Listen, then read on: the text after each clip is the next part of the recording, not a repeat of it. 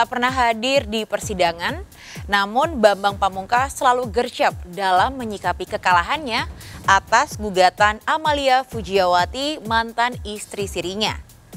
Setelah bandingnya ditolak, BP gercep mengajukan kasasi. Mantan kapten tim nasional itu mati-matian tak mau mengakui dua darah dagingnya sendiri yang lahir dari rahim Amalia. Padahal Jane Abel, anak kandung dari pernikahan pertamanya, terang-terangan berpihak pada Amalia. Apakah BP tak pernah berpikir bahwa sikapnya itu bakal menggoreskan trauma psikologis pada dua anak yang tidak berdosa? Mengapa hati BP sekeras batu karang, tidak mau mengakui anak-anak Amalia? Benarkah saat menjalani pernikahan poligami, BP merasa dijebak oleh Amalia? Setelah kalah di tingkat kasasi, apakah BP akan menempuh langkah hukum terakhir, mengajukan peninjauan kembali? Sebelum menyimak fakta Pamungkas, izinkan saya Maria Andromeda pamit undur diri dari hadapan Anda. Saksikan terus Barista, berita artis ternama setiap Sabtu dan Minggu hanya di RCTI.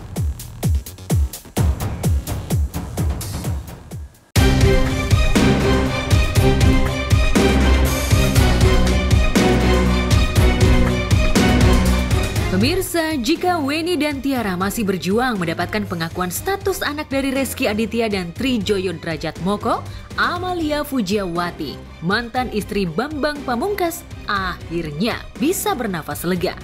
Setelah perjuangan panjang untuk bisa mendapatkan pengakuan anak dari BP, akhirnya pada 19 Agustus lalu, Mahkamah Agung mengesahkan dua anak Amalia adalah anak biologis dari BP.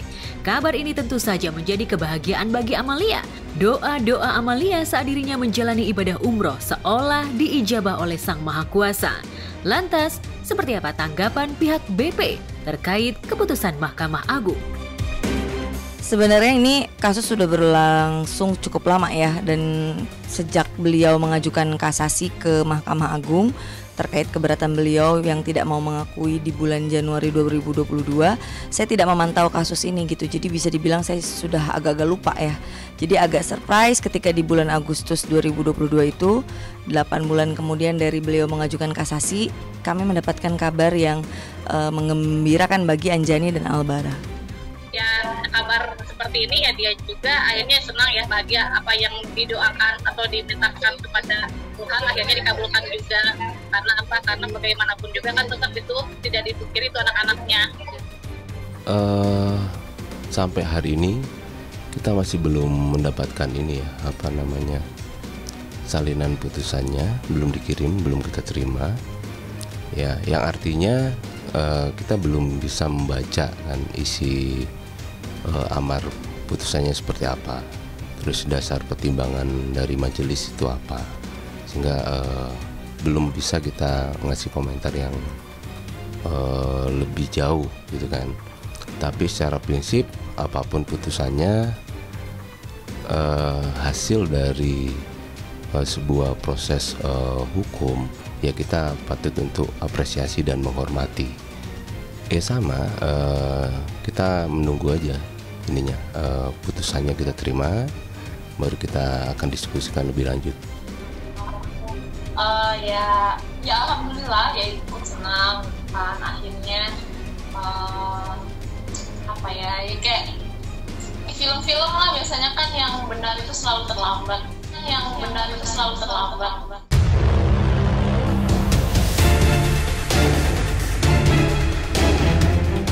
Tak hanya mengesahkan BP sebagai ayah biologis dari dua anak Amalia, MA juga menghukum BP untuk menafkahi kedua anaknya sebesar 10 juta rupiah per bulan. Keputusan MA ditanggapi Amalia dengan legowo dan bersyukur. Pasalnya, Amalia memang tak pernah menuntut BP untuk menafkahi kedua anaknya. Amalia hanya meminta BP untuk memenuhi janjinya kepada kedua anaknya sebelum Amalia dan BP berpisah. Kalau saya belum baca salinan putusannya, jadi saya belum berani bicara panjang lebar. Hanya secara ringkas itu saya baca bahwa menyatakan bahwa Ranisha dan Albara itu merupakan anak dari beliau, dan dia mendapatkan bahasanya ya yang saya baca itu mendapatkan hukuman untuk memberikan nafkah setiap bulannya itu 10 juta seperti itu. Kalau masalah tuntutan nafkah kan dari awal juga kami tidak mempermasalahkan ya. Jadi kalau memang ada keputusan dari majelis hakim yang terhormat demikian ya, silakan saja itu dipenuhi sebagai kewajiban jika Saudara Bambang merasa sebagai warga negara Indonesia yang baik dan taat pada hukum. Terkait nafkahnya sebetulnya Bu Amalia kan nggak terlalu fokus. Kemarin juga kan dia minta nggak begitu banyak mintanya. Yang penting istilahnya ada kasih sayang lah dari bapaknya ke anaknya gitu. Kalau kecewa pasti ya kan manusiawi. Yang lebih kalau bahasa curhatannya dari beliau sih gini, bagaimana kemudian cukup prihatin dengan hukum, karena dengan adanya putusan kasasi dari Mahkamah Agung, kan dari awal kita sudah menyampaikan ini ada produk hukum loh, penetapan isbat, yang itu udah jelas isinya seperti apa.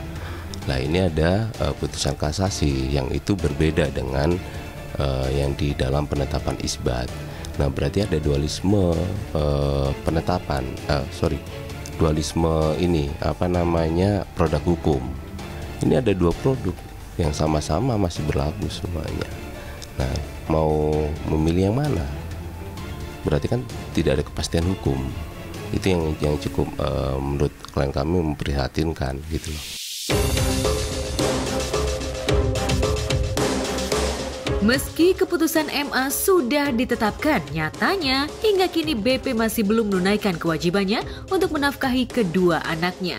Hal ini seolah tak mencerminkan sikap BP sebagai seorang motivator yang harusnya bisa bersikap bijak dan gentle. Sebenarnya gini ya, untuk apa kita meributkan nominal? Mungkin kalau masalah cukup nggak cukup itu relatif ya. Karena saya percaya ya rezeki itu sudah diatur sama Allah. Tapi kalau misalkan apa yang ditetapkan oleh majelis hakim itu ya udah silakan dijalankan, dijalani. Pasti majelis hakim sudah memiliki pertimbangan-pertimbangan hukum tersendiri terkait hal itu. Kita tetap ini ya patuh dan tunduk sama mekanisme atau prosedur ya kita tunggu aja gitu loh sampai benar-benar kita terima.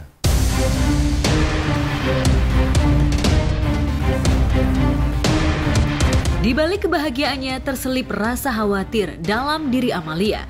Pasalnya BP pasti akan melakukan segala hal untuk bisa membatalkan keputusan tersebut. Apalagi selama ini BP dengan begitu gigih melakukan langkah hukum untuk membuktikan jika dirinya bukanlah ayah biologis dari anak Amalia. Benarkah pihak BP akan kembali melakukan langkah hukum terakhir, yakni mengajukan peninjauan kembali alias PK? Lantas, benarkah Amalia siap meladeni BP kembali di jalur hukum? Sampai hari ini kan masih belum ya. Jadi kalau alternatif upaya hukum semua kan masih berpeluang ya. Berpeluang artinya masih ada satu langkah hukum lagi, PK, peninjauan kembali. Itu salah satu upaya hukum luar biasa. Cuma kita kan belum lihat. Jadi kita belum memastikan dan memutuskan untuk melangkah ke situ atau tidak. Kita akan lihat dulu hasilnya. Saya tidak tahu. Saya harapkan sih Saudara Bambang Pamungkas tidak lagi melakukan upaya hukum yang lain ya. Jadi maksudnya kan ini kan sudah berjalan nih. Memang hanya Pengadilan Agama Jakarta Selatan saja nih yang memenangkan beliau ya kan, yang menyatakan bahwa Albara dan Ranesha itu bukan anak dari Saudara BP gitu. Tapi kan di tingkat pengadilan yang lebih tinggi, di Pengadilan Tinggi Jakarta, kemudian di Mahkamah Agung, itu kan kontradiksi dengan hasil keputusan Pengadilan Agama Jakarta Selatan yang saya tidak tahu alasannya. Kalau Pengadilan Agama Jakarta Selatan tuh jelas-jelas bukti begitu banyak tapi mereka tidak mengindahkan ya. Tapi kan hasil putusan ini kan di tingkat yang level yang tertinggi itu kan sudah jelas gitu. Jadi ya saya harap ayo sama-sama legowo. Subjek dan objeknya itu bukan saya, Amalia, dan juga bukan Saudara BP, tapi kita lihat Ranesha dan Albara seperti itu. Jadi udah kesampingkan perasaan-perasaan pribadi yang itu tuh mengedepankan ego, mengedepankan harga diri, apa enggak lah. Semua yang terjadi dengan kehidupan kita itu kan sudah diatur ya oleh Allah. Kita masing-masing introspeksi diri dan kita jangan melihat kesalahan itu ada di orang lain terus gitu. Coba kita juga berkaca lah pada diri kita. Jadi kita kalau sama-sama ikhlas, sama-sama legowo menjalankan ini, insya Allah hidup kita juga akan lebih tenang. Kan saya juga tidak minta publikasi atau minta apa-apa. Silakan taati saja hasil putusan itu dengan baik. Kalau dari aku sendiri sih apa ya, tidak bisa memastikan itu ya, karena kan kita nggak tahu pemikiran orang, nggak bisa membaca pikiran lah, apalagi kan aku sama ayah kan jauh gitu, nggak ada komunikasi. Jadi ya berdoa aja, semoga dilaksanakan kewajiban.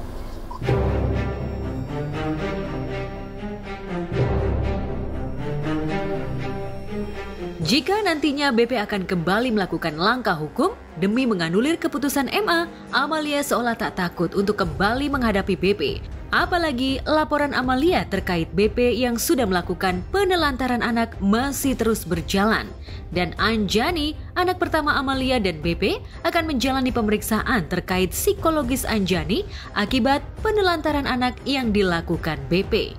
Dalam beberapa minggu ke depan, Anjani ini dari Polda Metro Jaya dijadwalkan untuk melakukan tes psikiatri di RS Polri. Itu untuk dilihat lah ya secara psikisnya tuh kayak gimana efeknya dari penelantaran anak yang dilakukan oleh saudara Bambang, seperti itu.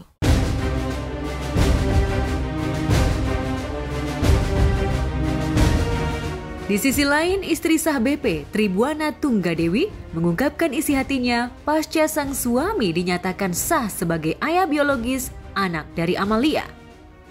Dalam akun Instagramnya, Tribuana memposting foto bersama putrinya dengan caption, "Dear Syaura, terima kasih untuk kejujuran yang selalu membuat Mimi berpikir positif. Terima kasih untuk kedewasaan yang selalu menguatkan Mimi. Terima kasih untuk keberanian Syau menerima semuanya.